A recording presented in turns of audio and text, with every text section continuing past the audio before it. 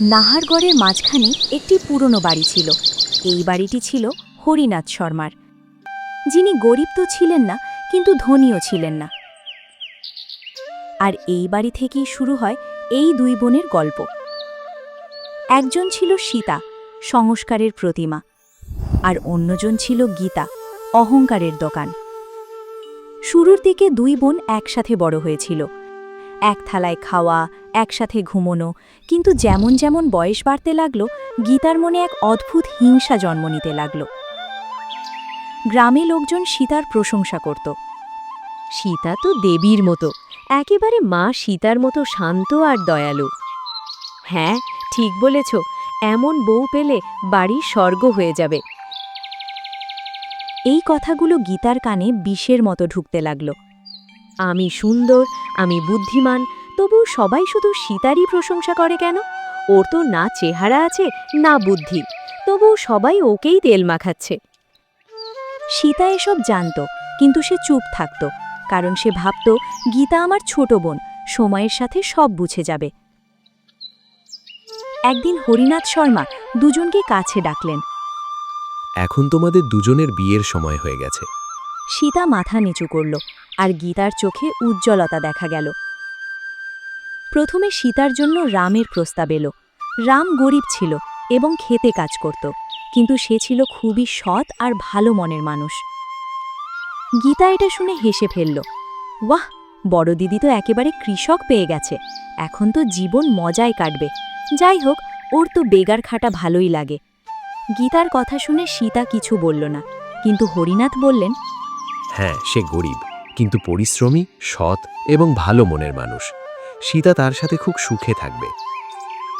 জি বাবুজি, আপনি যেমন ঠিক মনে করেন। অন্যদিকে গীতার জন্য মোহনের প্রস্তাব এলো, যে ছিল একজন পরিচিত ব্যবসায়ী। পাকা বাড়ি, চাকর বাকর সবই ছিল তার কাছে। এটা শুনেই গীতার অহংকার আকাশ ছুঁয়ে গেল। দেখলেন বাবুজি, ভাগ্যও বোঝে কে কিসের যোগ্য। হরিনাথ গীতাকে কিছু বললেন না, কারণ তিনি তার স্বভাব ভালোই জানতেন। অবশেষে বিয়ে ঠিক হয়ে গেল, এবং খুব শিগগিরই দুই বোনের বিয়েও হয়ে গেল। সীতা বিয়ে করে রামের সাথে তার বাড়িতে চলে এলো। রামের বাড়ি ছোট ছিল, খড়ের ছাউনি, একটি ভাঙা রান্নাঘর আর কিছু বস্তায় রাখা শস্য। সীতা, আমার কাছে খুব বেশি কিছু নেই, কিন্তু আমি চেষ্টা করব যেন তোমার কোনো কিছুর অভাব না হয়। আমার কিছুই দরকার নেই রাম, শুধু আপনার সঙ্গই আমার জন্য যথেষ্ট। অন্যদিকে যখন গীতা তার শ্বশুরবাড়িতে পৌঁছল, তখন সেখানে ছিল একেবারে রাজপ্রাসাদের মতো বাড়ি আর চকচকে গাড়ি।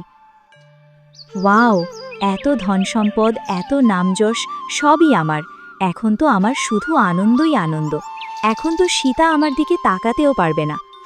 এইভাবে ধনসম্পদের গর্ব গীতার অহংকারকে দ্বিগুণ করে দিল।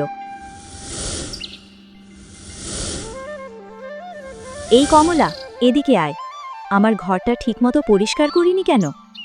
কিন্তু ছোট মালকিন, আমি তো সকালেই পরিষ্কার করেছি। তাহলে কি আমি মিথ্যে বলছি? চাকর তো চাকরের মতোই থাকো। যাও, তাড়াতাড়ি এখানে মেঝে মুছো। আর হ্যাঁ, কাউকে বলো আমার জন্য নারকেলের পানি নিয়ে আসতে। জি ছোট মালকিন, এক্ষুনি করছি। এইভাবে কয়েক মাস কেটে গেল, আর তীজের উৎসব চলে এলো। দুই বোনই তাদের বাবার বাড়িতে এলো। গ্রামের কিছু মহিলাও তীজের টোটকা করতে এসেছিল। তখন গীতা তার বোনকে ব্যঙ্গ করে বলল, কি খবর সীতা, সব কেমন চলছে? রামজি কি তোমাকে খেতে দেয়? আমি তো ভুলেই গেছি, নিজেরই খাবার জোটে না, তোকে কোথা থেকে খাওয়াবে? গীতার এই কটু কথায় সীতার মন ভেঙে গেল, কিন্তু গীতা তাকে ছোট করে খুব আনন্দ হচ্ছিল। দিন শেষে দুই বোন নিজেদের বাড়িতে ফিরে গেল। দিন যেতে লাগল। সীতার জীবন সহজ ছিল না। ভোরের আগে উঠা, চুলা জ্বালানো, রান্না করা, রামের সাথে খেতে যাওয়া, সারাদিন পরিশ্রম। সন্ধে হতে হতে সে ক্লান্ত হয়ে পড়ত, কিন্তু সে কখনো অভিযোগ করেনি। একদিন রাম বলল, শোনো সীতা, তুমি কি আমার উপর রাগ করো, কারণ আমি তোমাকে সেই আরামের জীবন দিতে পারছি না যেটা তুমি ভেবেছিলে? না না, আপনি এমন কথা বলছেন কেন? আপনি যেমন ভালোবাসেন সেটা থাকলে আর কিছুই দরকার নেই। আমরা একসাথে আছি, এই কঠিন সময়ও কেটে যাবে। আচ্ছা, আজ রান্না আমি করব, তুমি বসে বিশ্রাম নাও। না না, আমি করে দেব। আপনি কিভাবে করবেন? কেন? আমি কি পারি না? আজ আমি আমার প্রিয় স্ত্রীকে নিজের হাতে রান্না করে খাওয়াবো। তুমি শুধু বসে থাকো।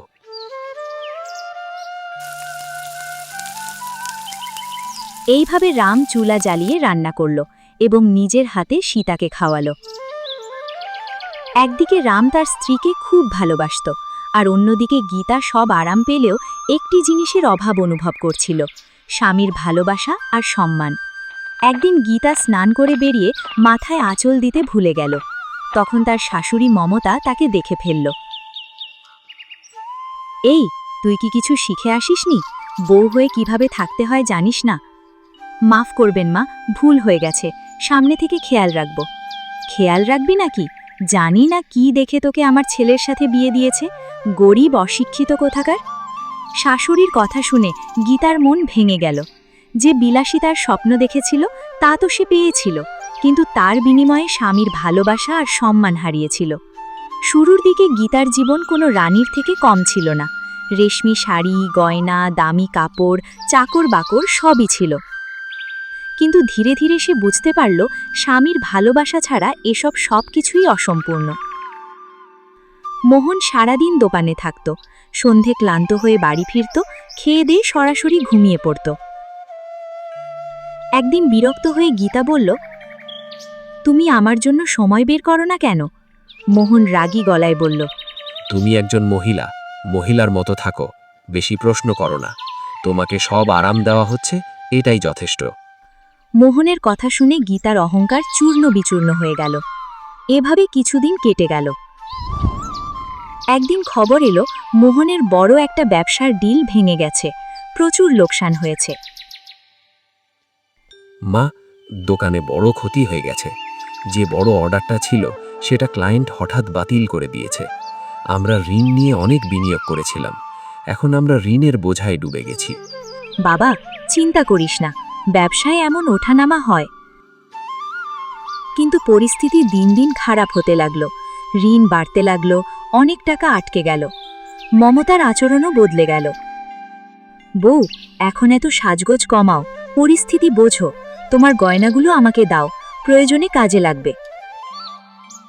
এইভাবে গীতা তার সব গয়না খুলে দিয়ে দিল। যে গীতা একসময় রানীর মতো থাকত, তার অবস্থা এখন প্রায় চাকরানির মতো হয়ে গেল। এদিকে রাম এক নতুন সিদ্ধান্ত নিল। সীতা, আমরা শুধু ফসলের ওপর নির্ভর করে থাকতে পারবো না, আমাদের আরও কিছু করতে হবে। সীতা বলল, জি, আপনি যেমন ঠিক মনে করেন। তাহলে আমি শহরে একটা ছোট দোকান ভাড়া নেব। আমরা মাঠে তাজা ফল সবজি চাষ করব আর শহরে বিক্রি করব। এতে আমাদের অনেক বেশি লাভ হবে। খুব ভালো কথা, আমরা কঠোর পরিশ্রম করব। এইভাবেই তারা দুজনে মিলে কাজ শুরু করল। মাঠে সবজি ফলাতে লাগলো আর রাম শহরে নিয়ে গিয়ে বিক্রি করতে লাগলো। একদিন সন্ধ্যায় রাম খুব খুশি হয়ে বাড়ি ফিরল। এই সীতা, বাইরে এসো।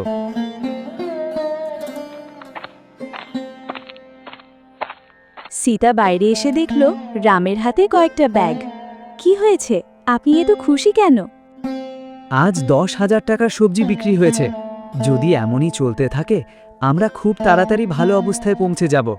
এটা তো সত্যিই খুব ভালো খবর। সবই তোমার জন্য হয়েছে সীতা, তুমি না থাকলে এটা সম্ভব হতো না। এইসব বলবেন না, আমি তো আপনার স্ত্রী, আপনার সঙ্গে থাকাই আমার কর্তব্য। আচ্ছা, এগুলো দেখো। রাম ব্যাগগুলো সীতার হাতে দিল। সীতা খুলে দেখল দুটো সুন্দর শাড়ি। এগুলো কি আমার জন্যে? না, পাশের বাড়ির জন্য। রাম মজা করল। সীতা একটু রেগে গেল। ঠিক আছে, তাহলে ওদেরই দিয়ে দিন। রাম হেসে বলল, আরে মজা করছিলাম, এগুলো তোমার জন্যই। সীতা হেসে ফেলল। এইভাবে ধীরে ধীরে তাদের আয় বাড়তে লাগলো। সীতা হিসাব রাখা শুরু করল আর টাকা জমাতে লাগলো। কিছুদিন পর তাদের মায়ের শ্রাদ্ধবার্ষিকীতে দুই বোনই বাবার বাড়িতে এলো। কেমন আছো তোমরা? হরিনাথ জিজ্ঞেস করলেন। গীতা বলল, আমি তো একদম ভালো আছি বাবা, কিন্তু সীতার কি অবস্থা কে জানে, সারাদিন খেটে তো নিশ্চয়ই তার অবস্থা খারাপ।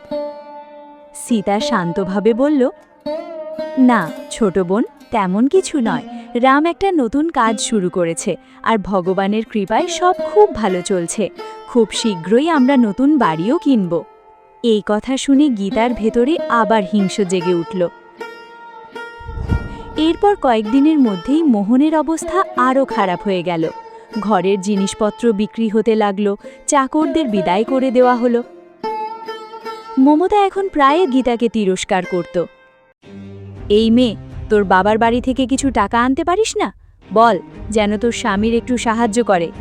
গীতা অসহায়ভাবে বলল, মা, আমার বাবা তো একজন সাধারণ কৃষক, তার কাছে কোনো টাকা নেই। যা ছিল সব আমাদের বিয়েতেই খরচ হয়ে গেছে। মমতা রাগে বলল, তোকে বিয়ে দিয়ে আমরা বড় ভুল করেছি। যদি ভালো ঘরে বিয়ে দিতাম তাহলে আজ অন্তত সাহায্য পেতাম। এই কথাই গীতা ভেঙে পড়ল।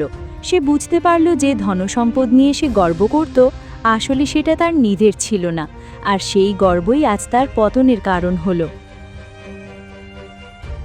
এদিকে এক রাতে প্রবল বৃষ্টি হচ্ছিল। গীতা রান্নাঘরের কোণে বসে কাঁদছিল।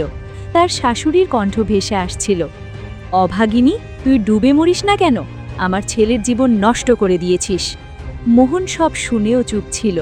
এই নীরবতাই গীতার জন্য সবচেয়ে বড় আঘাত ছিল।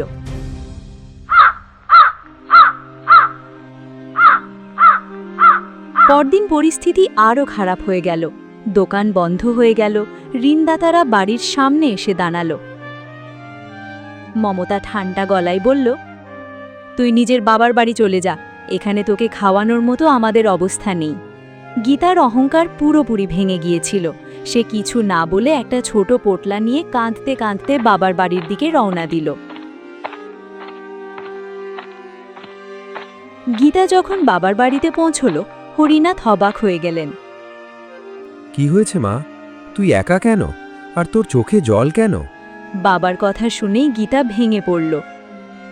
বাবা, আমি হেরে গেছি, তারা আমাকে বাড়ি থেকে বের করে দিয়েছে। আমি এখন কোথাও নই। হরিনাথ তাকে বুকে জড়িয়ে বললেন, চিন্তা করিস না মা, তোর বাবা এখনো বেঁচে আছে, চল ভিতরে। কিন্তু গীতা থামছিল না, তাই হরিনাথ সীতাকে ফোন করলেন। হ্যালো সীতা, কেমন আছিস? আমি ভালো আছি বাবা, আপনি কেমন? আপনার গলা কেমন যেন লাগছে, কি হয়েছে? মা, গীতাকে ও শ্বশুর বাড়ি থেকে বের করে দিয়েছে। সব শুনে সীতা বলল, আপনি চিন্তা করবেন না বাবা, আমি আসছি। রাত হয়ে গিয়েছিল, তবুও সীতা ছুটে এলো। সে সরাসরি গীতার ঘরে গেল। গীতা দেওয়ালে হেলান দিয়ে কাঁদছিল। সীতা হালকা মজা করে বলল, ও, আমাদের এত বড় সাহসী মেয়ে আজ কাঁদছে। গীতা উঠে এসে সীতার পায়ে পড়ে গেল। দিদি, আমাকে মাফ করে দাও, আমি তোমার সঙ্গে খুব খারাপ ব্যবহার করেছি, আজ আমি আমার শাস্তি পাচ্ছি। সীতা অবাক হয়ে গেল, তারপর তাকে তুলে ধরে বলল, এইসব কি বলছো? বোনেরা ঝগড়া করে, কিন্তু কখনো আলাদা হয় না। গীতা কাঁদতে কাঁদতে বলল, আমি বুঝে গেছি, টাকা নয়, মানুষ বড়। সীতা তাকে জড়িয়ে ধরল। পাগলি, বোনেরা কখনো মাফ চায় না, একজন অপরজনকে সামলে নেয়। এইভাবে রাত কেটে গেল। পরের দিন সীতা রামের সঙ্গে কথা বলল, রাম, আমি চাই গীতা আমাদের সঙ্গে কাজ করুক, এতে সে সব ভুলে যেতে পারবে আর নতুন করে জীবন শুরু করতে পারবে। রাম এক মুহূর্তও দেরি না করে বলল, ঠিক আছে সীতা, তুমি যেমন চাও। গীতা তোমার বোন, মানে সে আমারও বোন। এরপর গীতা সীতা আর রামের সঙ্গে কাজ শুরু করল। ভোরে ওঠা, মাঠে যাওয়া, গাছে জল দেওয়া, সবজি তোলা, আগাছা পরিষ্কার করা, তারপর শহরে গিয়ে দোকানে বিক্রি করা, সবই করতে লাগলো। গীতার হাত ছুলে গেল, কোমর ব্যথা হয়ে গেল। একদিন সে কাঁদতে কাঁদতে বলল, আমি পারছি না, আমার দ্বারা হবে না, আমি তোমার মতো শক্ত নই সীতা। সীতা শান্ত গলায় বলল, হাল ছেড়ে দিস না গীতা, আমিও একদিন শিখেছিলাম, তুইও শিখে যাবি, একদিন তোর পায়েও সাফল্য আসবে। এইভাবে দিন কেটে যেতে লাগলো। গীতা ধীরে ধীরে কাজ শিখে নিল আর কিছু টাকা জমাতে পারল। তারপর সে একটা সিদ্ধান্ত নিল, নিজের একটা রেস্টুরেন্ট খুলবে। সীতা আর রাম তাকে পুরো সমর্থন করল। অল্প দিনের মধ্যেই তারা শহরের মাঝখানে একটা রেস্টুরেন্ট খুলে ফেলল। রেস্টুরেন্ট খুব ভালো চলতে লাগলো। খুব দ্রুত সীতা আর Gita start up icon girls নামে পরিচিত হয়ে উঠল।